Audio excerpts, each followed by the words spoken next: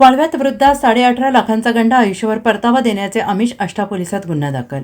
आयुष्यभर दरमहा 80,000 रुपये परतावा मिळवून देण्याचे आमिष दाखवून वाळवा तालुका वाळवा येथील वृद्धाची 18,70,000 रुपयांची आर्थिक फसवणूक केल्याचा प्रकार उघडकीस आलेला आहे. या प्रकरणी आष्टा पोलीस ठाण्यात गुन्हा नोंदवण्यात आलेला आहे. अरविंद कुमार शरद विष्णू केदार, वय वर्ष 62 आणि गोल्डी मॅडम सर्व राहणार पत्ता माहीत नाही यांच्यासह अन्य एकावर गुन्हा दाखल करण्यात आलेला आहे. या प्रकरणी मारुती पोपट शेळके राहणार वाळवा यांनी आष्टा पोलीस ठाण्यात फिर्याद दिलेली आहे. याबाबत पोलिसांनी दिलेली अधिक माहिती अशी की हा फसवणुकीचा प्रकार ऑगस्ट 2018 ते 23 ऑक्टोबर 2020 या कालावधीत घडला आहे.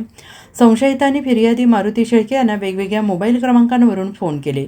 तुम्ही जर 20 लाख रुपये भरले तर तुम्हाला दरमहा साधारणतः 80,000 रुपये परतावा आयुष्यभरासाठी मिळेल अशी प्रलोभने संशयितांनी फिर्यादींना दाखवली आणि या आमिषाला बळी पडून फिर्यादी शेळके यांनी संशयितांनी सांगितल्याप्रमाणे वेळोवेळी एकूण 18,70,000 रुपयांची रक्कम भरली. मात्र रक्कम स्वीकारल्यानंतर संशयितांनी फिर्यादींना कोणताही परतावा दिला नाही, तसेच त्यांची मूळ रक्कमही परत केली नाही.